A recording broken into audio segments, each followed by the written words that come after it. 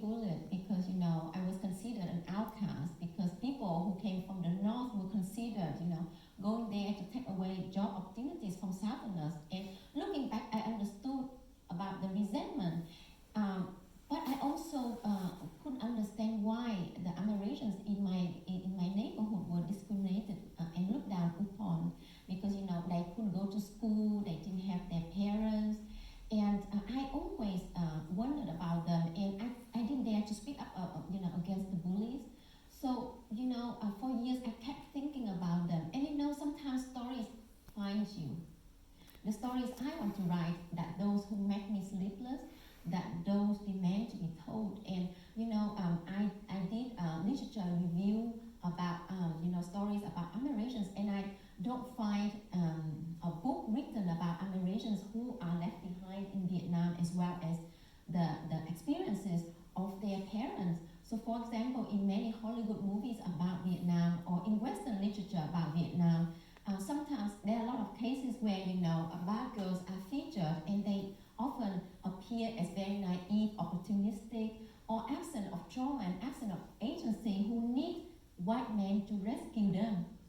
And I'm here to say that I have met many women who work in bars, who are wonderful, very strong women who sacrifice, for their family.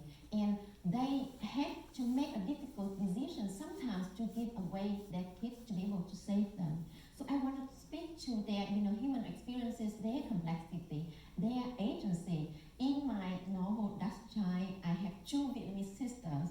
And my main character, Chan, even though she's a bad girl, she's a poet. She composed poetry, and she learns the tale of Hieu, the epic Vietnamese, novel, in verse by heart, and she quotes it, and she's the one who tries to save her American boyfriend. So when Chi Quay Mai is traveling in LA or all over the country, she meets a lot of people, and she's met Go Lê Ly Hayslip, and Go Lê Ly has introduced some guests in the audience today that I would like to introduce. Kirk, can you stand up? Krista Goldberg.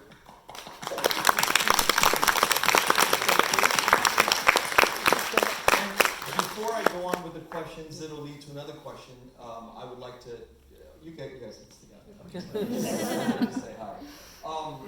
Kirk is with us tonight. He's a film director, and he does a docu-series about Amerasians, which recently won Best Inspirational Film Award at the 2022 Cannes Film World Festival. And this is what Kirk had to say about Chi Quay Mai's Dust Child. And I read from Kirk. As an adopted Amerasian orphan from the Vietnam War growing up in America, I became cognizant of all the negative connotations attached to my Amerasian heritage. Hence, spent many years of my life denying my roots. I concealed my ethnicity and identity as a Bui Dai, a Dust child. As I began to read Nguyen Phan Quay Mai's novel, I felt something I'd never experienced while reading a book, a profound connection with the characters in this novel as they relate to the experiences of my own birth parents, whom I thought were dead, and whom I found when I was 47 years old. Wow. Some hidden details of my life miraculously mirror what happens in this book. Dust Child is more than a book to me. It is much needed reconciliation and healing. Kirk's words resonate in people that are just even beyond the Amerasian community. I've noticed this theme of reconciliation and healing in The Mountain Sings and Dust Child, and the reconciliation word in the diaspora sometimes has been a bad word for our generation. So why is that? Why did you decide to write about these things? First of all, thank you so much, Kirk, for being here and for these kind words. After reading the book, after being introduced to me by the wonderful author, Lê Ly Hayslip, who's here with us tonight, could you read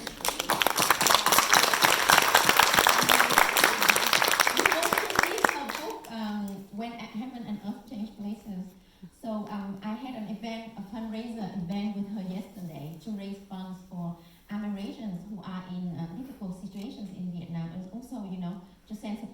non-profit founded by Amerasians to support other Amerasians. And Kirk, flew all the way from Virginia to be here, as well as Krista. So, I appreciate having them so much. And Kirk is an example that Amerasians have so much to contribute to our community. They are not victims, they are wonderful artists and talented people, even though life has thrown so many challenges at them. So in this book, from my Amerasian character, he's a wonderful father, loving husband, a carpenter, a musician of traditional music, just like Jason. So I want to present, also the different aspects of the Amerasian stories. And, growing up in Vietnam, I was also told, no, you should not talk about the word reconciliation because we did nothing wrong. The Americans and overseas Vietnamese should apologize to us. So one of the conference I was moderating, the organizers told me, you should not mention the word reconciliation.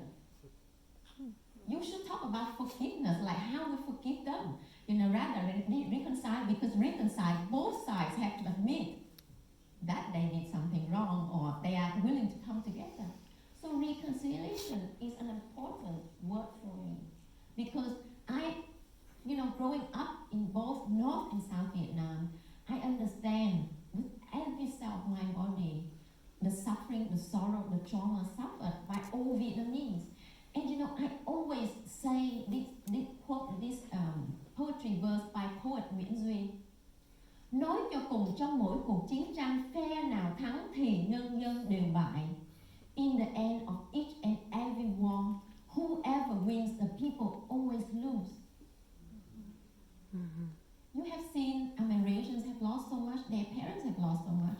Vietnamese, Americans, whoever we are all human beings. When I was 6 years old, I was standing on the road of my village, and I was looking at the bomb craters around me, at the people who had lost their arms and legs and family members, and I told myself as a little girl, the human race would not be so stupid as to wage another war. And I'm so devastated. There's so many wars still going on, and there is so much power and greed in every war, and we keep waging wars onto each other. And so these two books are like call for peace, and for humans to love humans more, and to humanize everyone, because we should respect everyone regardless of their skin color, their social background, their experiences, whether they have got both parents around them or not. Everyone deserves an opportunity to be listened to be respected, and to be treated equally. After I've read The Mountain Sings and Dust Child, another theme that resonates for me is, on my own personal journey, is to have mercy on my own journey of shame of being Vietnamese. I mean, I talk about that quite often in podcasts. And you kind of reflect a lot of, in all these characters that you develop, there's this idea of the themes of reconciliation, of healing, of mercy. How did you put all of these characters together and make them come to life? I believe the job of a journalist is, of a novelist, is to plant a tree. The research that we do make the garden, our garden, more fertile. The more research we do, a better tree we can plant. So for me, research is not such about finding facts and statistics, but to talk to the people and gather real life information. And I can only write stories that make me sleepless, that make my pen tremble. I used to be a film producer, and a film director told me, you cannot make a good film unless your hands tremble behind the camera. So my hand really trembled when I wrote this book, because my pen was filled with tears of Amerasians who told me the stories of their life experiences, the stories of them growing up being bullied and had to what they had to do to overcome their challenges, to show their worth to the society. I also did a lot of real life research. I can tell you this story, for example.